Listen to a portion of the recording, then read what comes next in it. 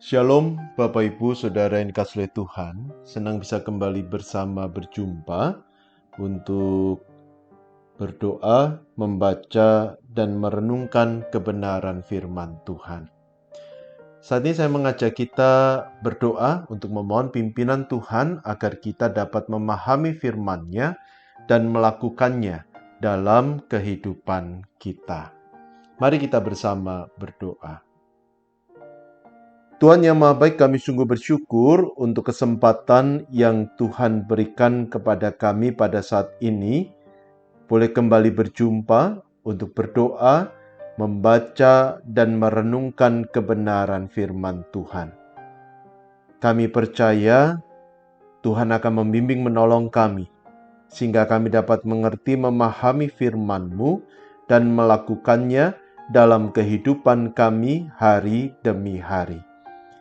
Karena itu kami mengarahkan fokus perhatian kami, hati dan pikiran kami hanya kepada Tuhan dan membuka telinga untuk mendengar firman-Mu, ya Bapa. Terima kasih Tuhan. Di dalam nama Tuhan Yesus kami sudah berdoa. Amin. Bapak Ibu, melanjutkan pembahasan kita dalam renungan pagi yang lalu, di mana kita sudah membahas tentang mata sombong. Saya mengajak kita kembali membuka Amsal 6 ayat 16 sampai 19, dan kita akan melihat dua perkara yang dianggap kekejian bagi Allah, tetapi ini diucapkan dua kali tetapi menunjuk pada hal yang sama. Mari kita membuka Amsal 6 ayat yang ke-16 sampai 19, tertulis demikian. 6 perkara ini yang dibenci Tuhan, bahkan 7 perkara yang menjadi kekejian bagi hatinya. Mata sombong, lidah dusta, tangan yang menumpahkan darah orang yang tidak bersalah, hati yang membuat rencana-rencana yang jahat, kaki yang segera lari menuju kejahatan, seorang saksi dusta. Kata dusta di sini sama dengan yang digunakan oleh penulis dalam ayat 17. Seorang saksi dusta yang menyembur-nyemburkan kebohongan dan yang menimbulkan pertengkaran saudara. Sampai 9 jawab bacaan kita pada saat ini. Bab ini kesulitan bicara tentang dusta.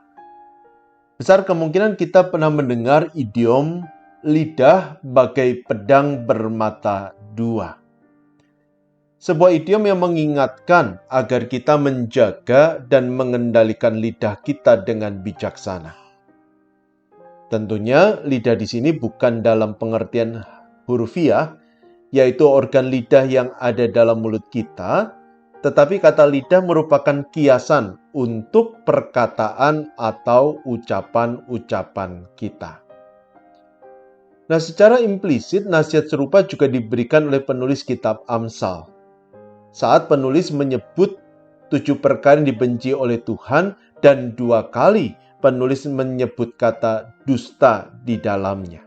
Amsal 6 ayat 17 dan 19.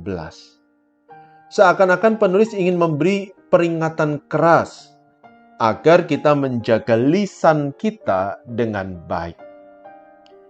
Nah, peringatan seperti ini juga kita bisa temukan dalam Yakobus 3 ayat 1 sampai 12, di mana penulis kitab Yakobus mengingatkan jemaat pada waktu itu maupun kita yang hidup pada masa kini agar kita menjaga lidah dengan bijaksana. Mengapa kita harus menjaga lidah dengan bijaksana? Paling tidak ada 2 alasan. Yang pertama, karena lidah bukan hanya bisa membangun hidup orang, lidah juga bisa menghancurkan hidup seseorang. Dan seseorang di sini bisa diri kita sendiri maupun juga orang lain. Dan yang kedua, kenapa kita harus mengendalikan lidah dengan bijaksana? Karena lidah bukan hanya akan membentuk relasi yang baik, tetapi lidah juga bisa menghancurkan relasi yang pada awalnya baik. Amsal 6 ayat 19. Jadi tidak heran kalau penulis kitab Amsal mengingatkan kita agar berhati-hati dalam menjaga lidah kita, dalam menjaga lisan kita, perkataan dan ucapan kita. Karena lidah, dia bisa menghancurkan, sama seperti dia bisa membangun hidup orang lain. Dan lidah yang menghancurkan, penulis kitab Amsal mendeskripsikannya sebagai lidah dusta. Amsal 6 ayat 17 dan 19. Dalam bahasa Ibrani, kata dusta yang dipakai oleh penulis kitab Amsal menunjuk pada kebohongan yang diucapkan dengan tujuan untuk merugikan atau bahkan menghancurkan orang lain. Dan demi tujuan itu kita memutar balik fakta, menyimpan kebohongan, menyimpangkan kebenaran, dan mengucapkan dusta.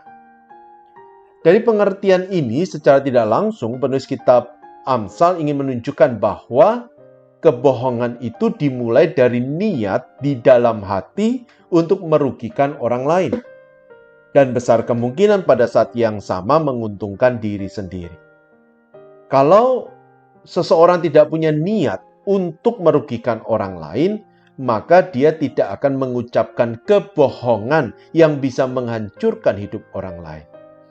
Tetapi niat itu, niat untuk menghancurkan hidup orang lain, mendorong kita untuk mengucapkan saksi dusta tentang orang lain maupun juga kepada orang lain. Jadi dengan kata lain, ketika penulis Amsal membahas tentang lidah dusta, dia bukan hanya bicara tentang lisannya saja, tetapi dia bisa bicara tentang hati kita. Dia mengingatkan agar kita menjaga hati kita dengan baik, agar lidah kita pun juga mengucapkan hal-hal yang baik. Kalau hati kita dipenuhi oleh perasaan-perasaan yang negatif, pikiran-pikiran yang negatif, maka niat itu akan mendorong kita untuk mengucapkan kebohongan tentang sesama maupun juga kepada sesama. Nah, Bapak Ibu, kalau melihat nasihat ini dan realitas kita pada saat ini, bagi saya secara pribadi, nasihat ini sangat relevan bagi kita saat ini. Karena pada saat ini, tanpa bermaksud untuk menghakimi, seseorang bisa dengan mudah mengucapkan kebohongan demi keuntungan pribadi. Mereka tidak peduli apakah kebohongan itu akan membawa dampak negatif terhadap orang lain atau tidak. Yang penting adalah saya dan keuntungan saya pribadi. Dan demi tujuan itu, seseorang bisa mengucapkan kata-kata dusta. Dan saat ini, dusta bukan hanya disebarkan secara verbal, melalui kata-kata saja, tetapi juga melalui media internet, melalui gadget kita, melalui sosial media kita. Kita bisa menyebarkan dusta yang merugikan orang lain dan juga bukan tidak mungkin bisa menghancurkan diri kita sendiri. Jadi saat ini harus diakui sangat sulit untuk membedakan antara dusta dan kebenaran. Tidak sedikit orang menganggap dusta sebagai sebuah kebenaran karena dusta itu diucapkan berulang-ulang kali seakan-akan menjadi sebuah kebenaran. Nah, di tengah realitas seperti ini, apa yang diungkapkan oleh penulis Amsal merupakan pengingat bagi kita yang pertama, agar kita tidak menjadi sama dengan dunia.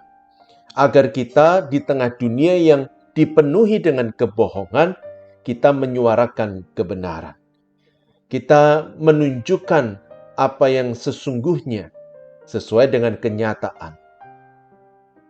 Dan untuk bisa melakukan hal itu, maka kembali harus dimulai dari hati yang mencintai kebenaran, yang rindu menyuarakan kebenaran, yang pada akhirnya akan mendorong kita untuk menyatakan kebenaran. Jadi di tengah dunia yang dipenuhi dengan dusta dan kebohongan, penulis Amsal mendorong kita untuk menjadi orang-orang yang menyuarakan kebenaran. Dan bukan hanya secara verbal.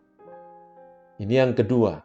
Nasihat penulis Amsal juga mendorong kita untuk menyuarakan kebenaran secara non-verbal. Melalui media internet, melalui sosial media kita, melalui percakapan-percakapan kita, baik secara langsung maupun tidak langsung. Sehingga suara-suara kebenaran tetap bersuara dengan nyaring, dengan keras di tengah zaman yang tidak benar ini. Sehingga pada akhirnya membawa orang untuk datang kepada sang sumber kebenaran, yaitu Tuhan, dan hidup dalam kebenaran yang diajarkan oleh Tuhan. Tentu hal ini tidak mudah untuk dilakukan. Ada banyak resikonya, ada banyak tantangan, ada banyak kesulitan. Tetapi percayalah, Allah sang sumber kebenaran akan memberi kita keberanian untuk bersuara dan menyuarakan kebenaran. Akan memberi kita hikmat untuk membedakan mana yang benar, mana yang salah. Dan bisa menyuarakan kebenaran dengan cara yang tepat, cara yang bijaksana, yang membuat orang percaya dan menuntun orang pada kebenaran. Allah pun akan menjaga melindungi kita sebagai para pemberita kebenaran yang ditempatkan di tengah dunia ini. Karena itu mari sebagai orang yang telah dibenarkan oleh Allah, mari kita menjadi suara-suara kebenaran yang bersuara dengan nyaring di tengah dunia zaman yang tidak benar. Amin. Mari kita bersama berdoa. Tuhan, terima kasih untuk firman yang boleh kami baca renungkan bersama saat ini, yang mengingatkan kami bukan hanya agar kami tidak menyuarakan kebohongan, tetapi kami juga harus menyuarakan kebenaran. Tuhan, bimbinglah, tolonglah kami, beri kami hikmat bijaksana, dan mampukan kami menjadi pemberita-pemberita kebenaran di tengah zaman yang penuh dengan ketidakbenaran. Berkati juga kehidupan kami masing-masing, pekerjaan usaha kami Allah berkati. Berkati studi kami, berkati keluarga kami. Berkati saudara kami yang sakit, berkenan Tuhan melawat menjamah mereka. Dan berkati juga setiap kami, Tuhan berikan kepada kami kesehatan yang baik, agar kami boleh terus berkarya bagi Tuhan. Berkati juga untuk Gereja Tuhan GKI Kutisari Indah, Allah yang berkasih karunia menolong gerejamu untuk terus berkarya di tengah dunia. Dan berkati juga untuk bangsa negara kami, Tuhan menjaga melindungi Indonesia. Terima kasih ya Tuhan. Kami sungguh bersyukur, kami percaya Engkau telah mendengar doa kami, yang terbaik Tuhan akan berikan.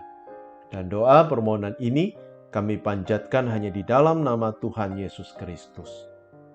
Amin. Tetap sehat, tetap semangat, hiduplah dalam kebenaran, dan jadilah pemberita-pemberita kebenaran. Amin.